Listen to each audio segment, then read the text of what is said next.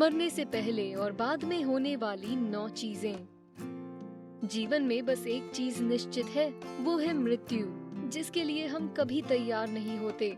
ऐसे भी कुछ लोग हैं जो वास्तव में जानते हैं कि उनका समय पूरा होने पर उन्हें क्या करना है, पर विज्ञान के अनुसार मृत्यु जीवन की ही तरह एक प्रक्रिया है।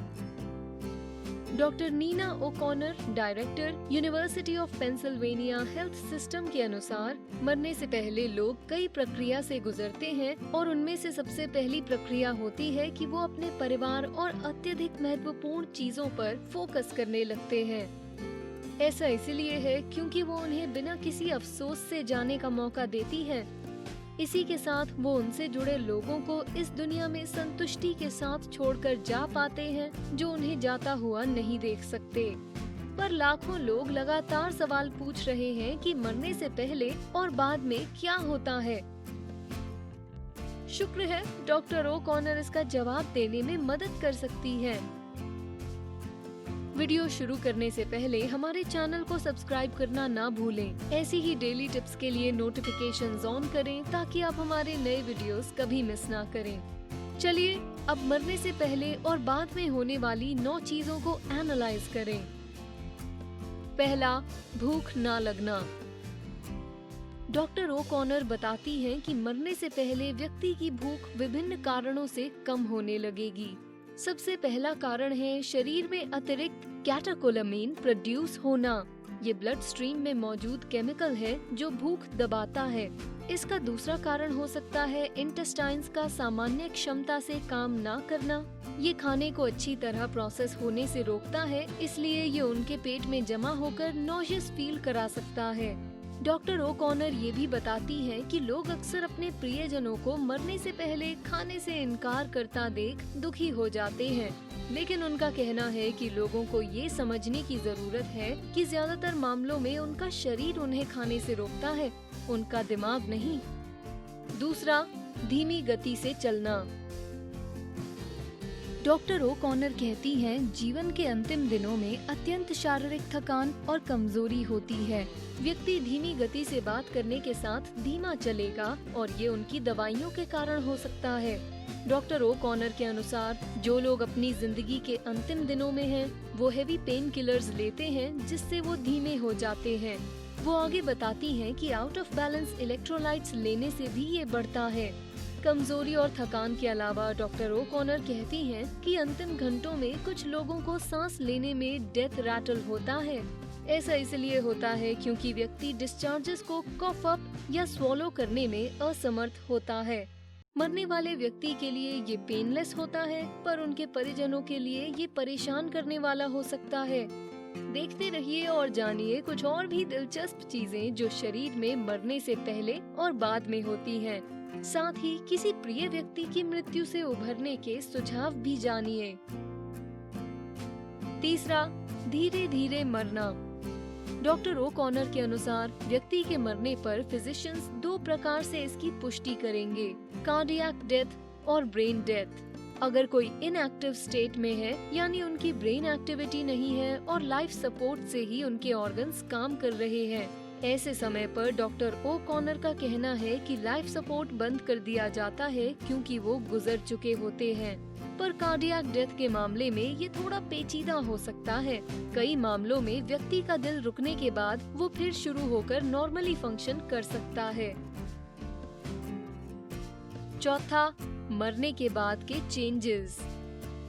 मेडस्केप के अनुसार मृत्यु के तुरंत बाद शरीर कई स्टेजेस से गुजरता है। पहला स्टेज है रिगर मोर्टिस। ये तब होता है जब शरीर कठोर होना शुरू होता है। ज्यादातर मामलों में ये व्यक्ति के मरने के कुछ ही घंटों बाद होने लगता है। मरने के 24 घंटे के अंदर रिगर मोर्टिस पास होना शुरू हो जाता है। पांचवा, लिवर मोर्टिस। लिवर मोर्टिस को हाइपोस्टेसिस भी कहते हैं।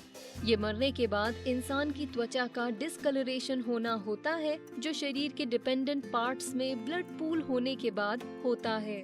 रिगर मोर्टिस होने के बाद लिवर मोर्टिस शुरू होता है। ये तब होता है जब शरीर के कुछ हिस्सों पर पर्पल रेड कलरेशन दिखाई देता है, क्योंकि ग्रेविटेशनल फोर्स के कारण शरीर में रक्त जमना शुरू हो जाता है। हार्ट जब ब्लड को सर्कुलेट नहीं करता तब रक्त पूल बनना शुरू होता है। छठा, टार्जियो स्पॉट्स। जब शरीर मर जाता है तो कुछ वेसल एरियाज टूटने लगते हैं। मेडस्केप बताता है कि टार्जियो स्पॉट्स हेमोरेजेस हैं जो डिपेंडेंट एरियाज में विकसित होते हैं। ऐसा प्रेशर और ग्रेविटी बढ़ने के कारण होता है। टार्जियो स्पॉट्स के लक्षण हैं मरने के बाद त्वचा पर बैंगनी या काले धब्बे होना। सातवां, एल्गर मोर्टिस। एल्गर मोर्टिस को मृत्यु का दूसरा चरण माना जाता है। ये शरीर के तापमान बदलने पर होता है। स्वाभाविक रूप से हमारा शरीर बेहद गर्म है, जिस वजह से शरीर में रक्त अच्छे से फ्लो करता है। लेकिन मृत्यु होने पर शरीर में रक्त का प्रवाह नहीं होता और ये स्वाभाविक है कि शरीर ठंडा होना शुरू हो जाता है। ये धीरे धीरे होता है, लेकिन मृत्यु के समय शरीर के तापमान की तुलना में अगर बाहरी तापमान ठंडा हो तो मेडस्केप के अनुसार ऐसा तुरंत हो सकता है। आठवां, टैश न्यूआ। मरते समय किसी की आंखें पूरी तरह से बंद ना हो तब टैश नुआर होता है। मेडस्केप के अनुसार ऐसा पोस्टमार्टम के ड्राई होने पर होता है, जो आंखों पर गहरी लाल भूरे रंग की पट्टी जैसा दिखता है। नवा, डीकॉम्पोजिशन। मेडस्केप के अनुसार डीकॉम्पोजिशन एंडोजेनस ऑटोलाइसिस और प्यूट्रिफिकेशन की एक प्रक्रिया है। ऑटोलाइसिस मतलब सेल टिश्यूज का स्वयं के एंजाइम्स द्वारा विनाश होना, प्यूट्रिफिकेशन यानी शरीर का सड़ना या डिके होना। डीकॉम्पोजिशन की 5 स्टेजेस हैं। पहले स्टेज को फ्रेश स्टेज कहा जाता है और ये व्यक्ति के दिल की धड़कन बंद होने के तुरंत बाद होता है। जैसे ही दिल की धड़कन बंद होने पर ब्लड शरीर में पंप होना बंद होता है, लिवर मोर्टिस होता है। उसके लगभग 3 से 6 घंटे बाद मस्कुलर टिश्यूज कठोर हो जाते हैं, जिसे रिगर मोर्टिस कहते हैं। डीकॉम्पोजिशन का दूसरा स्टेज है ब्लोटिंग, जो शरीर में गैसेस के एक्यूमुलेशन के कारण होता है। अगला स्टेज एक्टिव डिके है। इस अवधि में अधिकांश मांस खो जाता है। चौथे स्टेज को एडवांस्ड डिके कहा जाता है और आखिरकार लास्ट और फाइनल स्टेज है dry remains stage.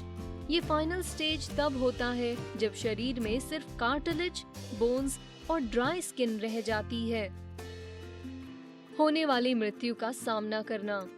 Royal Oak Michigan में विलियम बुआमॉन्ट हॉस्पिटल के साइकाइट्रिस्ट जेरल्ड शाइनर के अनुसार एक व्यक्ति बहुत कुछ करना चाहता है जब वो जानते हैं कि वो जल्द ही मरने वाले हैं, लेकिन वो कहते हैं इससे डील करने का अच्छा तरीका है कि वो रिश्तों में मिली जुली और नकारात्मक भावनाओं को खत्म कर उन चीजों को शब्दों में ढालें जिन्हें कभी उन्हें कहने का मौका ही नहीं मिला। साथ ही वो कहते हैं कि इस समय को आप एक अवसर के रूप में देख सकते हैं जिसमें आप मीनिंगफुल तरीके से अलविदा कहने के साथ कोई भी रिग्रेट नहीं रखेंगे। अपने चाहने वालों के साथ ज्यादा से ज्यादा समय बिताएं और अटल मृत्यु पर ध्यान देने की बजाय अच्छी यादों को याद करने की कोशिश करें।